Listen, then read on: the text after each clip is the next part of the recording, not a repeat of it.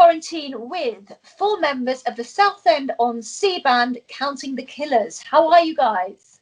Hey! All right, all good. Now, I'm very curious to know where the name comes from. So who'd like to tell me that? Dave? Yeah, that's you. Well, it came from the opening line from the very last Superman album that came out. He sings a line, standing on the hill counting all the killers. Oh. It pretty much comes from that. We had a list of names and going through them, was like, I'm not sure about that one, not sure about that one. And it was the first time I listened to the Superman album as well. I listened to it, I was like, yeah, that's quite cool. What do you reckon on that? And everyone was like, yeah, that'll do.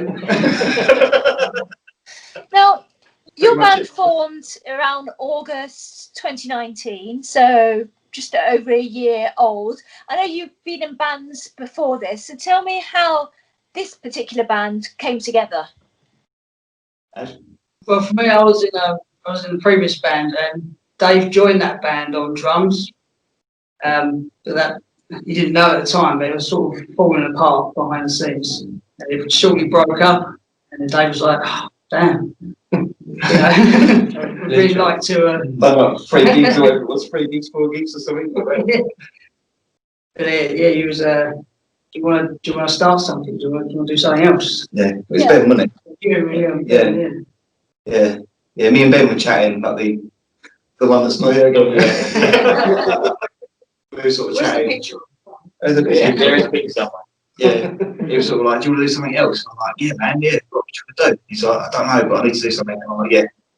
And he sort of come about, really. Steve, me and Steve have known each other since we were like 10 years old or something like that. So you don't mind being so cosy together then on the sofa like you are now? No, we're getting closer. No, really. Any closer, you'd be sitting on each other's laps, I think. Yeah, so Steve plays bass, and I was like, man, like, we're doing something, you up for it? It's like, yeah, I'm up for it, definitely. Luke plays on another band called Brave the Day, and he was looking for another project to sort of get involved with, and we sort of come together, and it's really, yeah.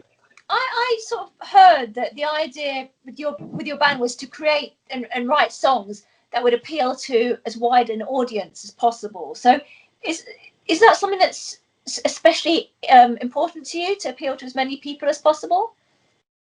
I think so, yeah. I think it's nice to sort of have a bit of a, rather than being sort of blinkered and being like, right, we're going to be death metal and that's all we're going to do, or we're going to do rock and that's all we're going to do.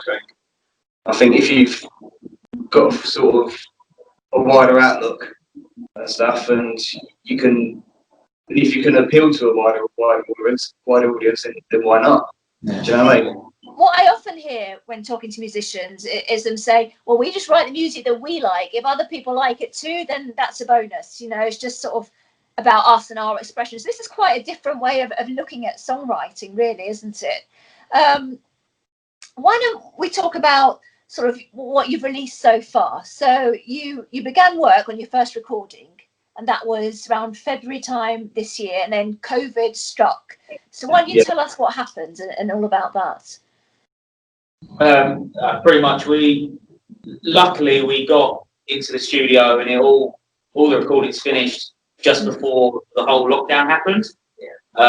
So we were really, really lucky in that sense to have it all down.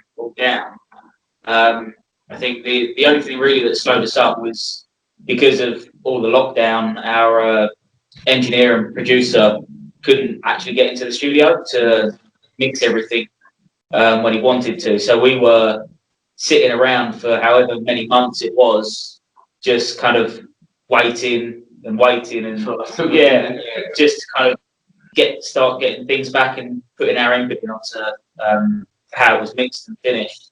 So I think the whole process that should have been probably 2 months ended up taking probably 6-7 months.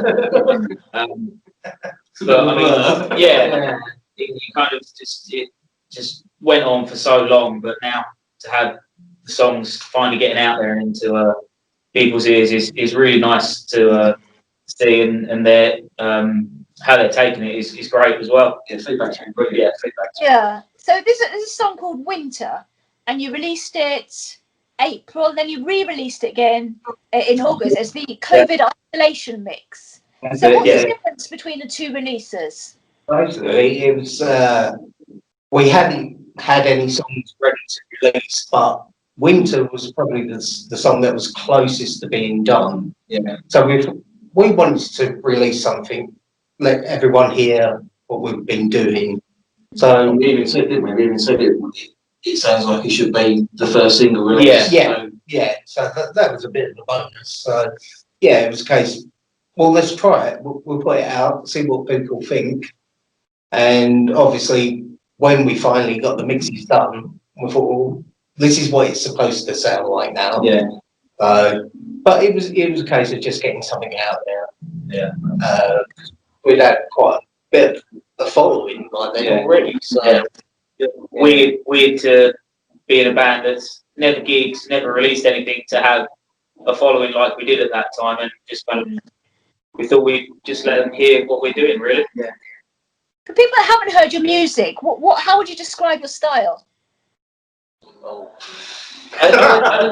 Last week we kind of summed it up pretty well. It's heavy enough to appeal to metal fans, but then it can be light enough to appeal to like kind of soft rock fans as well. So we've got a really nice broad spectrum of genres really within our music. The kind of we really enjoy all of it, and kind of it's showing that people really like it as well. Well, we've got the mix influences. So it does show in what we're doing. So it's always works. It's very eclectic. Yes, very eclectic. Yeah. So a lot of the times I'll write stuff down. It's like it might not actually mean anything to me personally, but if someone else listens to the song, it's really their interpretation of what they think the song is about, really. Okay. So it's a self-titled song, and it is what it is, and what you make of it is what you make of it yourself, really. So well, I'm interested in knowing about the charity single you've released. So this is called Head Above Water. So which charity is it supporting? When was it released? It was released on the 25th of October. The video came out on Halloween. Okay. And it's supporting mental health charities. One of them is one called the Calm Zone. Mm-hmm. And it basically it's like a sort of a Samaritans group. You phone them up, someone's on the other end of the phone if you're not feeling too good and stuff. And the other one is charity for men only, isn't it? Sort of suicide prevention. Yeah. And the other one is lucky enough when we rehearse, we get on really well with the ones who run the studio and stuff. Yeah. We got turned down by a couple of charities, and it wasn't until like Claire at the studio said to us, she goes, I'm involved with a local group in Hadley in Essex, and called the Art Ministry, and it's like a group for children with disabilities or to adults with like mental illnesses and stuff like that, and they do an art and crafts sort of thing. So we're trying to raise money for both charities as much as we can through the single. We're downloading the single for a website and some certain merchandise we've got on our shop as well. So yeah, I had to look at that. So you've got t-shirts. What other merch do you have? I know they say Head Above Water and Stay Strong on them. So those are the t-shirts I've seen. What other merch do you have to support them? We've got the hat. Hey, we've got the hat. It's good this time of year. We need hats. Face masks.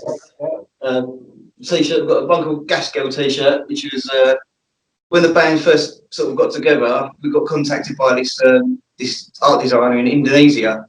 He contacted us and said, like, "Oh, can I do some merch for you? Do a design," and he came up with this design, and it's done really well. Yeah. Looking ahead to next year. Are you going to be getting out and about, touring a bit? Oh, we really wish. If we're allowed. You're allowed. Yeah. If you could play anywhere and supporting any band, where would it be and with who? It kind of depends who you ask, I suppose. Yeah, there is that. Yeah. I don't know.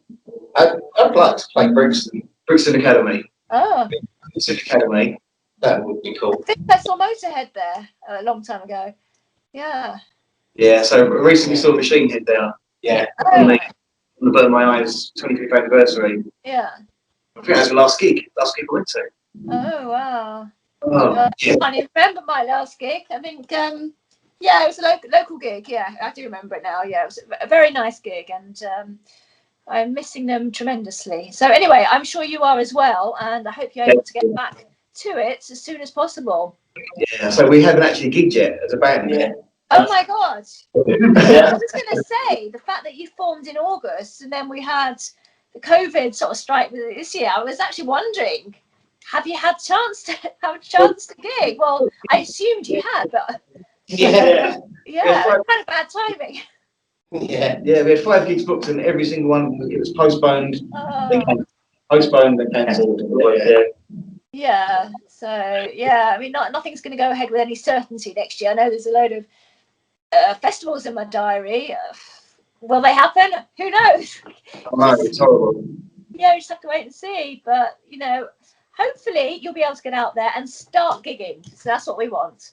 Yeah, Definitely. Definitely. Well, guys, it's been lovely talking to you. I know you're in your rehearsal studio now, so enjoy a nice playtime together.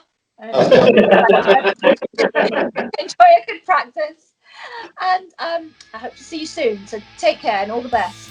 Well, thank you very much. Lots of love. Bye.